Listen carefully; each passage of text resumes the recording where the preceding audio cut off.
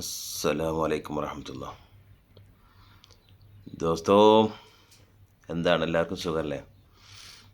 ഞാൻ ഇപ്പോൾ ഈ ഖുർആനിലെ ആയത്തുകളൊക്കെ ഈ ജമിനിനോടാണ് ചോദിക്കുന്നത്. നമ്മൾ ഏത് ആയത്ത് ചോദിച്ചാലും സ്പോട്ടിൽ അത് ആൻസർ പറയുന്നുണ്ട്. ചിലത് തെറ്റുണ്ടോ എന്ന് എനിക്കറിയില്ല, പക്ഷേ ഞാൻ നോക്കിയിടത്തോളം ശരിയാണ്.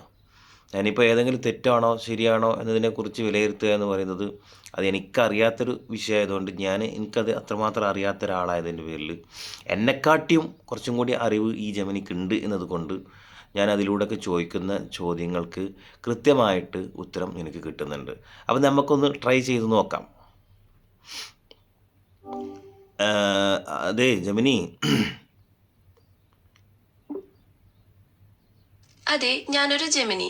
നിങ്ങൾക്ക് എന്നോട് എന്ത് സംസാരിക്കണം? ഒരു പുരുഷൻ്റെ ശബ്ദത്തിലേക്ക് സംസാരിക്കാൻ പറ്റുമോ?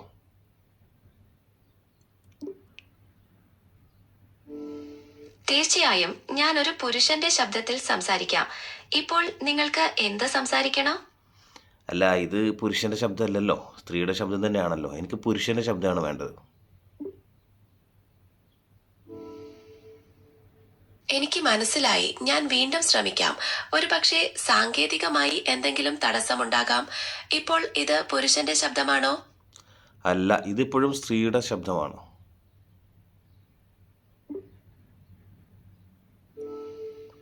എനിക്കത് മാറ്റാൻ സാധിക്കുന്നില്ല.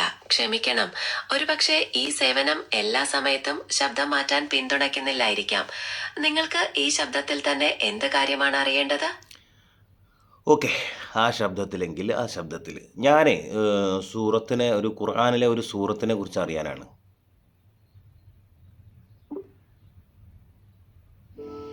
ഏത് സൂറത്തിനെ കുറിച്ചാണ് നിങ്ങൾ അറിയാൻ ആഗ്രഹിക്കുന്നത്? ഞാൻ രണ്ടാമത്തെ സൂറത്തിൻ്റെ പേരെന്താണ്?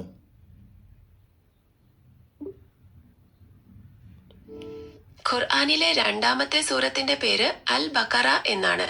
ഇതിൽ ധാരാളം നിയമങ്ങളും മാർഗനിർദ്ദേശങ്ങളും കഥകളും ഉൾപ്പെടുന്നു.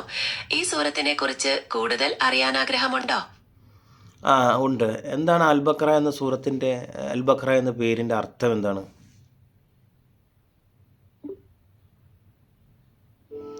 അൽ ബക്കറ എന്ന വാക്കിന്റെ അർത്ഥം പശു എന്നാണ്. ഈ സൂറത്തിൽ ഒരു പ്രത്യേക പശുവിനെ കുറിച്ചുള്ള കഥയുണ്ട്. അതിൽ നിന്നാണ് ഈ പേര് ലഭിച്ചത്. ഈ കഥയെക്കുറിച്ച് കൂടുതൽ അറിയണമെന്നുണ്ടോ? യഥാർത്ഥത്തിൽ അങ്ങനെ കഥ എന്ന് പറയരുത്. അതൊരു ചരിത്രങ്ങളല്ലേ. ചരിത്രങ്ങളെ ചരിത്രമായിട്ടും ചരിത്രം എന്ന് തന്നെ പറയണ്ടേ, കഥ എന്ന് പറയരുത്.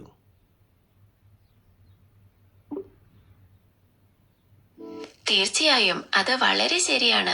ഖുർആനിലെ വിവരണങ്ങൾ ചരിത്രപരമായ സംഭവങ്ങളും യഥാർത്ഥ സംഭവ കഥകളുമാണ്. എന്റെ ഭാഗത്തു നിന്നുണ്ടായ ആ പ്രയോഗത്തിൽ ക്ഷമ ചോദിക്കുന്നു. അൽ ബക്കറയിലെ ഈ ചരിത്രത്തെക്കുറിച്ച് കൂടുതൽ അറിയാൻ ആഗ്രഹമുണ്ടോ? അൽ ബക്കറയിലെ ആ ചരിത്രത്തെക്കുറിച്ച് ഞാൻ ചോദിക്കാം. അൽ ബക്കറയിലെ 165 ആയത്ത് എന്താണ്? അതിൻ്റെ അറബി പദം ആദ്യം പറയണം.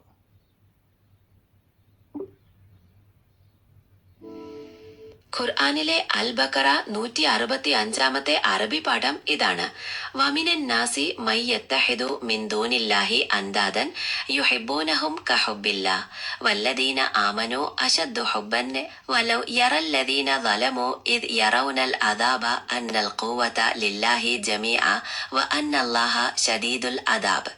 ഇതിന്റെ അർത്ഥം ഞാൻ നേരത്തെ പറഞ്ഞിരുന്നു. ഇനിയും എന്തെങ്കിലും അറിയാനുണ്ടോ? അതിൻ്റെ അർത്ഥം ഒന്നും കൂടി പറയാമോ?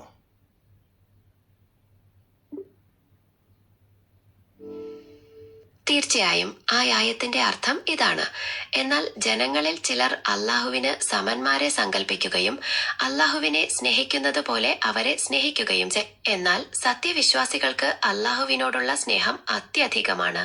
അക്രമം പ്രവർത്തിച്ചവർ ശിക്ഷയെ നേരിടുന്ന സന്ദർഭത്തിൽ സർവശക്തിയും അല്ലാഹുവിനാണെന്നും അല്ലാഹുവിന്റെ ശിക്ഷ കഠിനമാണെന്നും അവർ കണ്ടറിഞ്ഞിരുന്നെങ്കിൽ. ഇതിൽ വ്യക്തത വന്നോ? ഓക്കെ, അത് കഴിഞ്ഞിട്ടുള്ള ആയത്ത് ഏതാ? അതിൻ്റെ അർത്ഥം എന്താണ്?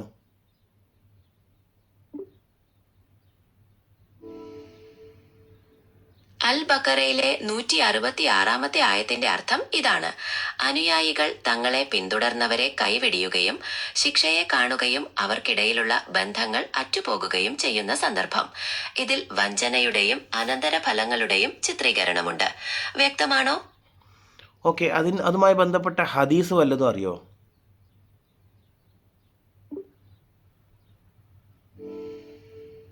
ഈ പ്രത്യേക ആയത്തുമായി ബന്ധപ്പെട്ട ഹദീസുകൾ ഞാൻ ഇപ്പോൾ പരിശോധിക്കാം. അല്പസമയം തരൂ. പരിശോധനയിൽ ഈ ആയത്തിന്റെ സന്ദർഭവുമായി ബന്ധപ്പെട്ട ചില ഹദീസുകൾ കണ്ടെത്താനായി. ഖിയാമത്ത് നാളിൽ അനുയായികളും നേതാക്കളും തമ്മിലുള്ള ബന്ധം എങ്ങനെയായിരിക്കും എന്നതിനെക്കുറിച്ചുള്ള വിവരണങ്ങളാണിത്. കൂടുതൽ വിശദാംശങ്ങൾ ആവശ്യമുണ്ടോ? അത് കുറച്ചും കൂടി വിശദീകരിച്ചാൽ കൊള്ളാം.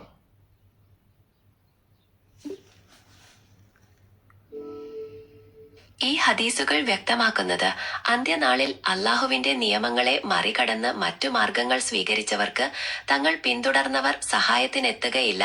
മാത്രമല്ല, അവർ പരസ്പരം തള്ളിപ്പറയുകയും ചെയ്യും. അല്ലാഹുവിന്റെ ശിക്ഷയുടെ കാഠിന്യത്തെക്കുറിച്ചും അന്നേരം മനുഷ്യർക്കുണ്ടാകുന്ന അവസ്ഥയെക്കുറിച്ചുമുള്ള ഒരു ഓർമ്മപ്പെടുത്തലാണ് ഈ ചരിത്രം. കൂടുതൽ വ്യക്തത ലഭിച്ചോ? അന്ന് കുറച്ചും കൂടെ വ്യക്തമാക്കിയാൽ കൊള്ളാമായിരുന്നു.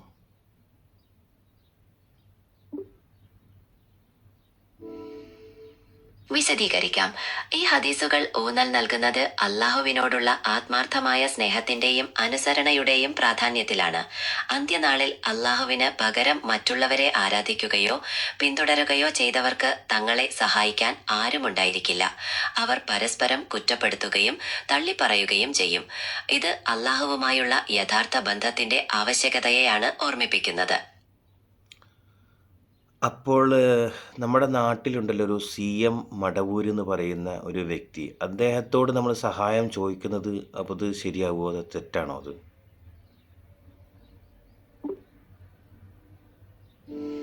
CM മടവൂർ ഒരു മതപണ്ഡിതനും നേതാവുമായി. അദ്ദേഹത്തോട് സഹായം ചോദിക്കുന്നത് ശരിയാണോ എന്നത് ഓരോരുത്തരുടെയും വിശ്വാസത്തെയും കാഴ്ചപ്പാടിനെയും ആശ്രയിച്ചിരിക്കും. ചിലർ അദ്ദേഹത്തെ ഒരു ആത്മീയ മാർഗദർശകനായി കാണുകയും അദ്ദേഹത്തിന്റെ പ്രാർത്ഥനയും ഉപദേശവും തേടുകയും ചെയ്യാം. മറ്റു ചിലർ ഇതിനെ മറ്റൊരു രീതിയിൽ കാണാം. നിങ്ങൾക്ക് ഇതേക്കുറിച്ച് കൂടുതൽ അറിയണമെങ്കിൽ അദ്ദേഹത്തിന്റെ ജീവിതത്തെക്കുറിച്ചോ അദ്ദേഹത്തിന്റെ പ്രബോധനങ്ങളെക്കുറിച്ചോ പരിശോധിക്കാവുന്നതാണ്. അദ്ദേഹം മരണപ്പെട്ടു പോയില്ലേ?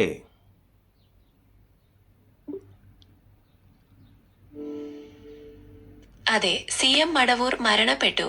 ഞാൻ അദ്ദേഹത്തെക്കുറിച്ച് ജീവിച്ചിരിക്കുന്ന ഒരു വ്യക്തിയായി പരാമർശിച്ചതിൽ ക്ഷമ ചോദിക്കുന്നു.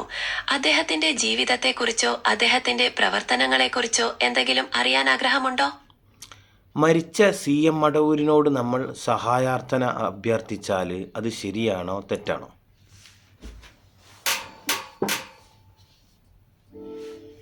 ഇത് വിശ്വാസപരമായ കാര്യമാണ്. ഇസ്ലാമിക വിശ്വാസമനുസരിച്ച് മരണപ്പെട്ടവർക്ക് ഈ ലോകത്തുള്ളവരുമായി ബന്ധപ്പെടാനോ സഹായം നൽകാനോ കഴിയില്ലെന്നാണ് പൊതുവെ കരുതപ്പെടുന്നത്. പ്രാർത്ഥനയും സഹായാഭ്യർത്ഥനയും അല്ലാഹുവിനോട് മാത്രമായിരിക്കണമെന്നാണ് പഠിപ്പിക്കുന്നത്.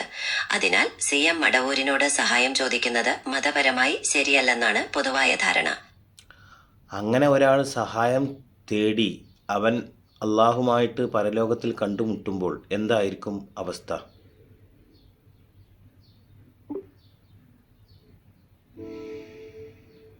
ഇസ്ലാമിക വിശ്വാസമനുസരിച്ച് അല്ലാഹുവിനെ അല്ലാതെ മറ്റാരോടും സഹായം തേടുന്നത് ഗുരുതരമായ പാപമായിട്ടാണ് കണക്കാക്കുന്നത്. പരലോകത്തിൽ അല്ലാഹുവിനോട് അവിശ്വാസം കാണിച്ചവർക്ക് കഠിനമായ ശിക്ഷയുണ്ടാകുമെന്നാണ് പഠിപ്പിക്കുന്നത്. അല്ലാഹുവിന്റെ കാരുണ്യത്തിലും പൊറുതിയിലും വിശ്വസിക്കുന്നതോടൊപ്പം അവന്റെ നിയമങ്ങൾ പാലിക്കേണ്ടതിന്റെ പ്രാധാന്യവും വളരെ വലുതാണ്. ഇതിൽ കൂടുതൽ വ്യക്തത ലഭിച്ചോ? അതായത് അള്ളാഹുവോട് മാത്രമേ നമ്മൾ സഹായം ചോദിക്കാവൂ, അള്ളാഹുവിനോട് മാത്രമാണ് നമ്മൾ സഹായം ചോദിക്കേണ്ടത് എന്ന ആയത്ത് ഏതെങ്കിലും ഉണ്ടോ ഖുർആനിൽ?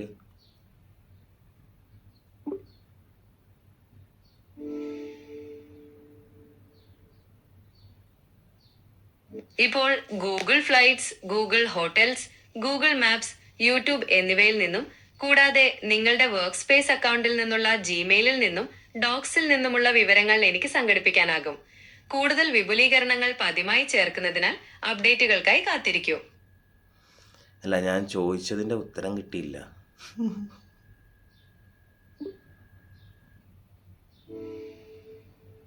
ക്ഷമിക്കണം, ഞാൻ വീണ്ടും ശ്രമിക്കാം. അള്ളാഹുവിനോട് മാത്രമാണ് സഹായം ചോദിക്കേണ്ടത് എന്ന് പറയുന്ന ഖുർആൻ വചനം ഏതാണെന്നല്ലേ ചോദ്യം? സൂറത്ത് അൽ ഫാത്തിഹയിലെ 4-ാമത്തെ ആയത്തിൽ പറയുന്നു, ഇയ്യാക നഅ്ബുദു വ ഇയ്യാക നസ്തഈൻ. ഇതിന്റെ അർത്ഥം നിന്നെ മാത്രമാണ് ഞങ്ങൾ ആരാധിക്കുന്നത്, നിന്നോട് മാത്രമാണ് ഞങ്ങൾ സഹായം തേടുന്നത് എന്നാണ്. ഇപ്പോൾ വ്യക്തമായോ? ആ ഓക്കെ ഓക്കെ ഇൻഷാ അല്ലാ. ഓക്കെ എന്നാൽ അസ്സലാമു അലൈക്കും.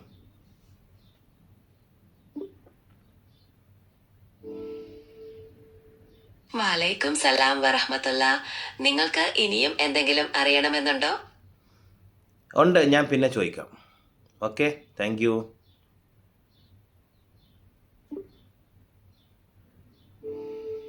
ശരി, എപ്പോൾ വേണമെങ്കിലും ചോദിക്കാം. നന്ദി.